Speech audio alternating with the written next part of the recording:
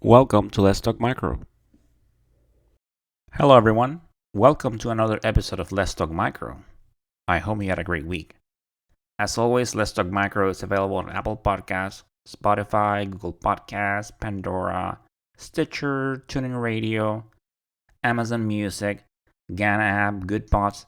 Whatever you listen to your podcast, you can find Let's Talk Micro. I am on LinkedIn as Luis Plaza, Plaza. On Instagram as Let's Talk Micro, no apostrophe, and on Twitter as Let's Talk Micro 1. So go ahead and subscribe to the podcast, download episodes, follow me on social media, leave any feedback, any topic suggestions. Those are always welcome and appreciated. I always like to post pictures of organisms on the social media and give updates as to when the next episode is coming out.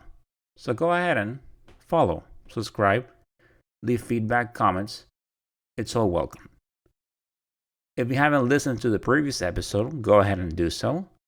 I started going over tips and suggestions. These are things that I have done while working on the bench. And it's just basically things that you can do when you're having a hard time isolating an organism. I want the audience to start thinking in terms of, know what your media is. Learn the components. That way, sometimes, even though a media, some sort of agar has a specific purpose, you might be able to use it for something else. And a great example was that I talked about PEA, phenyl ethyl alcohol agar. It's a blood agar plate that has phenyl ethyl alcohol, and it is used for the selection of gram-positive organisms. But it also has a purpose that it helps out when you're trying to isolate Pseudomonas aeruginosa. It is a great medium for it. When you have a mixed culture, look for your PEA. Look for those white colonies, do a gram stain. If they are GNRs, do an oxidase test, and if it's positive, go ahead and sub it out to blood, so you can properly confirm that it is Pseudomonas aeruginosa. And in addition to that, always be careful when you're using PEA and you're looking at gram-positive cocci, that sometimes, the morphology, the hemolysis more specifically, is not the same for some organisms. Great example was Enterococcus faecalis, that it can look beta hemolytic on PEA, but then on blood agar, it's gamma hemolytic. And yes, granted, some strains of Enterococcus faecalis, they are beta hemolytic, but mostly they are gamma. So always make sure that, keep that in mind when you're looking at a PEA. The same for some species of coagulase negative staph, that they can look beta hemolytic on PEA, but then they're gamma on blood agar. Now, what happens if we don't have PEA? We talked about the shortages of supplies. Sometimes, they're in back order. So what if you're out of PEA and maybe one of your sister or a nearby hospitals, they're going through the same thing, so they don't have PEA. So what do you do if you need to isolate a gram-positive cocci or recover it? Let's refer to that culture where you have many gram-negatives growing on the plate. Maybe some proteus is swarming all over, and your gram stain says that detects 2+ gram-positive cocci. So what do? You're out of PEA, you're out of CNA, which is also an agar for gram-positive. So, and we still need to rule out that cocci. We need to see if it's skin flora, or is it a pathogen like Staph aureus or an Enterococcus faecalis? Well, you can do a couple of things. Keep in mind that they may not work if there are too many organisms on that sample, but it could help. These are things, remember that these are like last resorts. So unfortunately, when you're going this way, results will be somewhat delayed because of the process. But at least, hopefully, you'll be able to isolate that organism. So you remember the limb broth, right? I talk about limb broth and how it is used in relation to group beta strep. If you need a refresher, or maybe you don't remember, or you haven't checked it out at all, go ahead and check out episode 37 of this podcast. In that episode, I go ahead and talk about limb broth. So what is limb broth? Well, limb broth is taut hewed broth that has been supplemented with antibiotics. It has peptones, dextrose, and salts. It has yeast extract, which provides the nutrients and vitamins to stimulate growth. And it also has nalidixic acid and colistin. Now, do you remember what these do? Well, they inhibit the growth of gram-negative organisms. And then granted, there are organisms that are intrinsically resistant to colistin. Our swarming friend Proteus being one of them. But not all of them are. So you can place some of your sample on the limb broth and then incubate it for a day.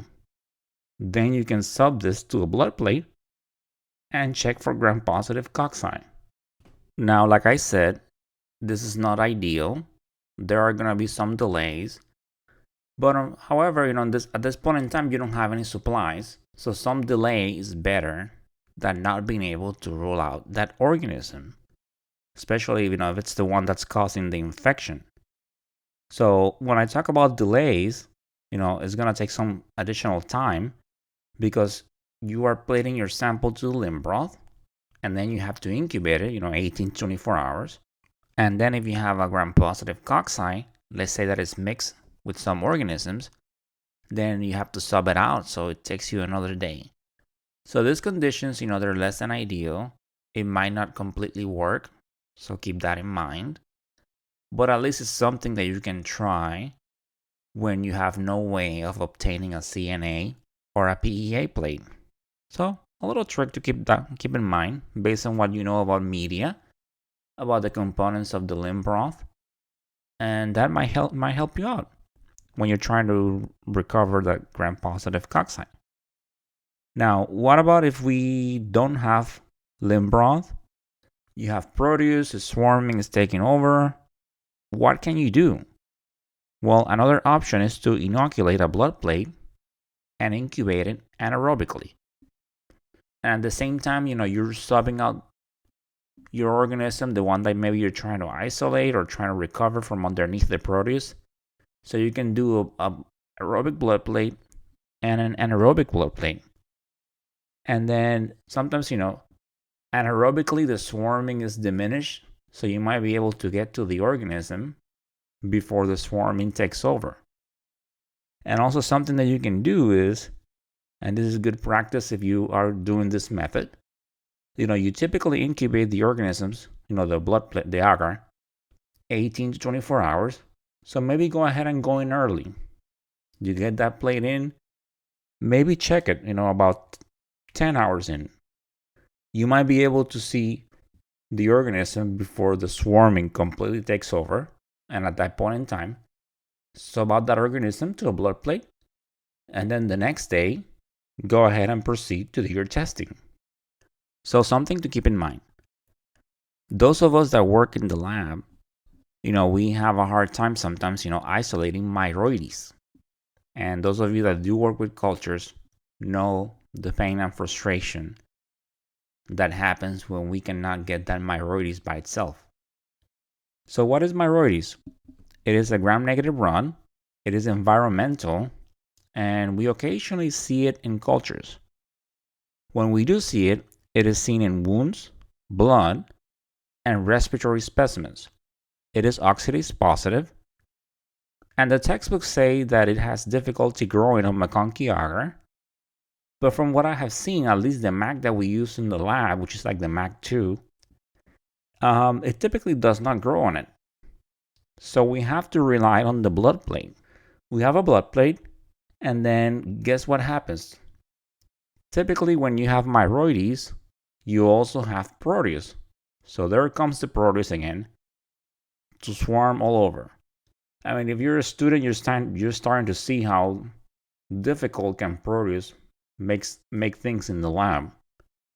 So when you have a myroides, you also have a Proteus. So it makes it very hard to isolate the myroides, right? Because you don't have that MAC. You're subbing to blood. So what can we do? Well, go ahead and think about Neisseria gonorrhea and Neisseria meningitis. And don't think about it in terms of, the organisms themselves, their pathogenesis. Think about what kind of media we used in the recovery. I'll give you a second. So if you're thinking of modified Thayer Martin and Martin Lewis, you are correct. So we have, in the lab, we have a genital culture, or maybe we have a wound culture that the source is genital, and we use an MTM, modified Thayer Martin, or a Martin Lewis. So let's go ahead and talk about this agar real quick. What is MTM? Well, modified Thayer Martin, it's a selective and enriched media that is used to isolate Neisseria gonorrhea and Neisseria meningitis. It is an enriched agar, like I said. So the enrichment portion is provided by the chocolate agar.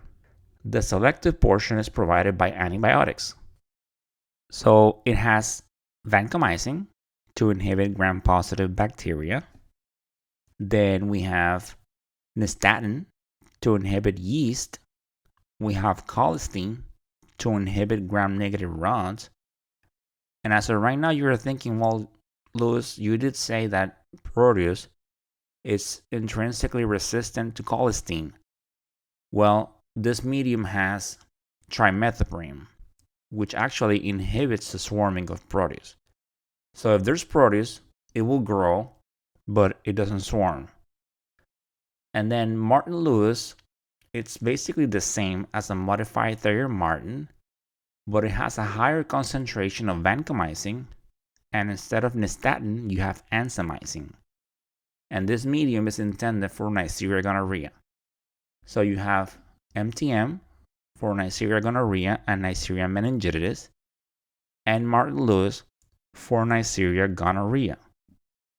So what you do is, if you have that colony that maybe looks like a myroides but is mixed, go ahead and sub it to an MTM or ML.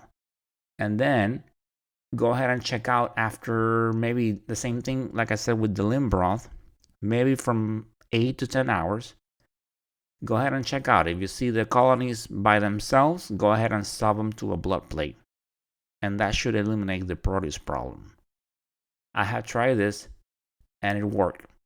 And I wasn't sure if it was going to work, so that's why I went ahead and I kept checking. So I checked maybe at 8 hours and then at 10. And just in case I saw that the organism was by itself, so then I went ahead and subbed it out to a blood plate. So this is a really good tool when you're trying to isolate amyroides. So what about cases when you try to isolate the organism, but it keeps coming up mixed with another one? So you have tried different medium, it's not happening. The second one, it keeps coming up. Like, let's say you have 2 gram-negative rods, and one of them is Stenotrophomonas, but you can't isolate it. And I saw a case like this. You had PSA, Pseudomonas aeruginosa, and a steno, and the steno could not be isolated. You know that Stenotrophomonas is a gram-negative rod, and it's a very significant organism. It survives on hospital equipment, and it has a high level of intrinsic resistance, a very high one. You typically put it on a Vitek, and it gives you SXT, and it gives you ceftazidime or levofloxacin, and that's about it, because it doesn't have all the other antibiotics. Stenotrophomonas is intrinsically resistant to them. So what do? You definitely need to rule out Stenotrophomonas. If you have it, you need to report it with susceptibilities.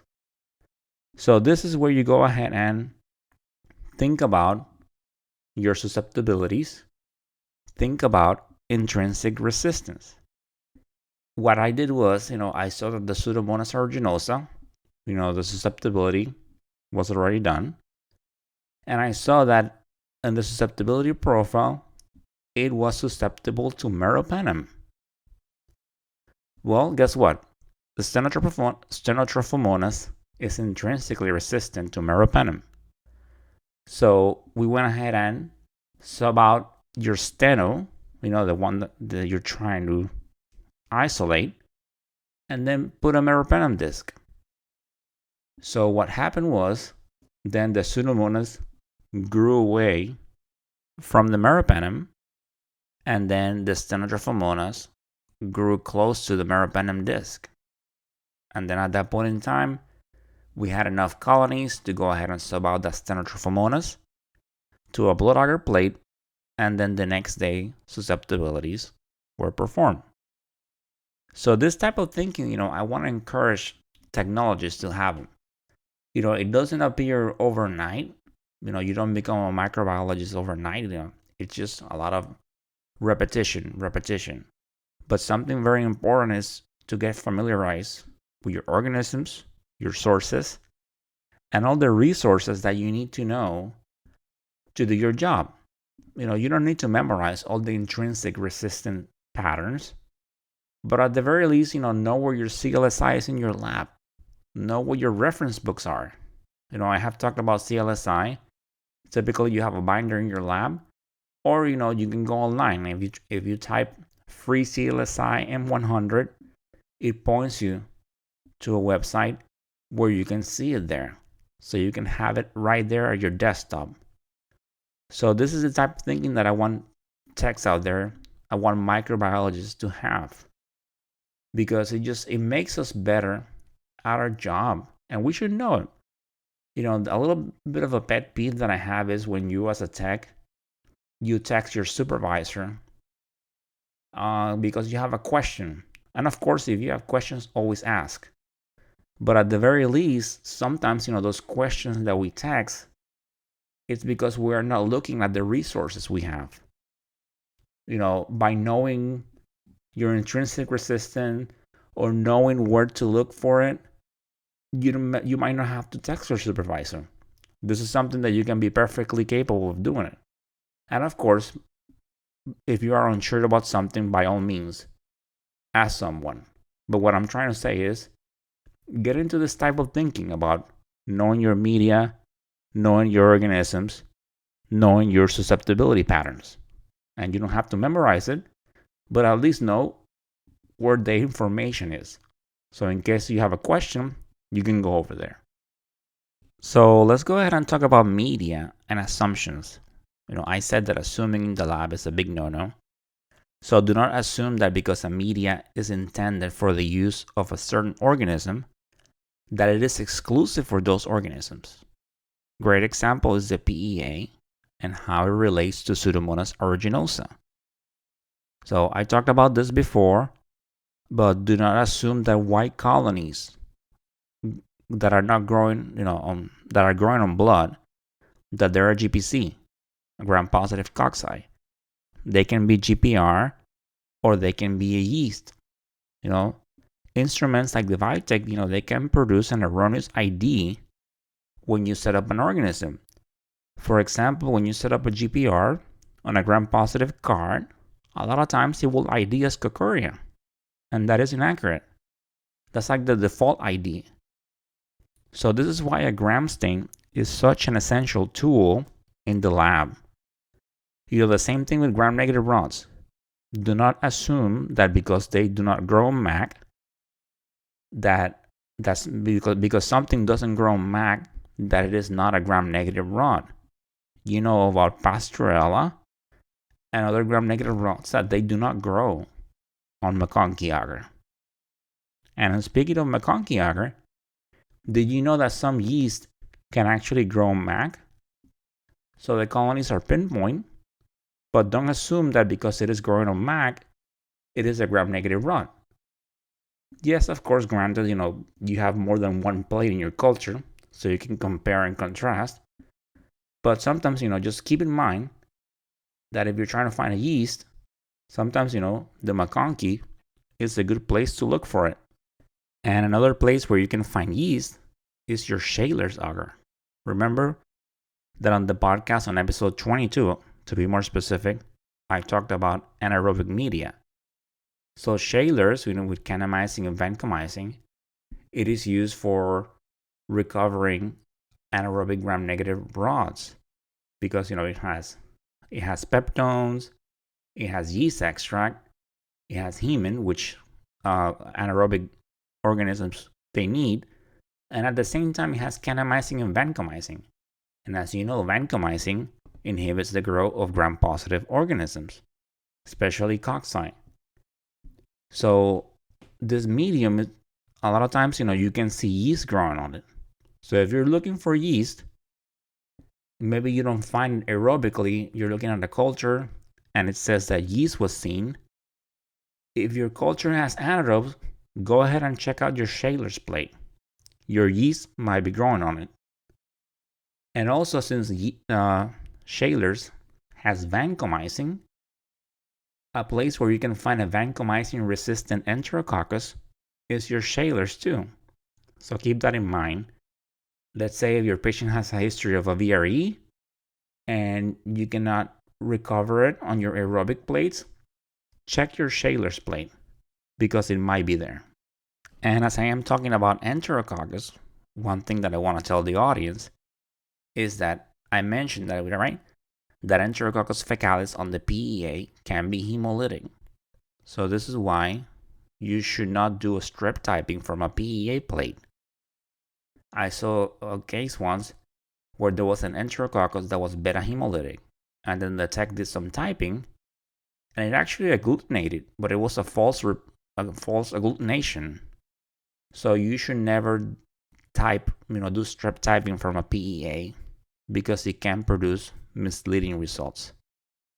When you have a strep that's growing on a PEA, I did via Molotov, via Vitek, and if you don't have that, sub it out to a blood agar plate, and then once you have it on blood agar, and if it is beta hemolytic, then proceed and do the strep typing. So this is definitely something that you should keep in mind.